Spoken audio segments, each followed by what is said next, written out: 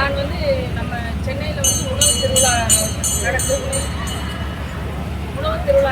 அதில் வந்து எங்களோட குழு சார்பில் வந்து கோவில்பட்டியில் உள்ள கடலை மிட்டாயில் வந்து கோவில்பட்டியில் கடலை மிட்டாய் தான் ஃபேமஸ். அந்த கடலை மிட்டாயை கொண்டு வந்து சேல்ஸ் பண்ண வந்திருக்கோம். நாங்கள் மட்டும் இல்லை, 38 டிஸ்ட்ரிக்டில் இருந்து எல்லா மக்களும் மகளிர் குழு சுய உதவி குழுவில் இருந்து அவங்களோட சொந்த தயாரிப்பு கொண்டு வந்து ப்ராடக்ட்லாம் இங்கே சேல்ஸ் பண்ண வந்திருக்காங்க.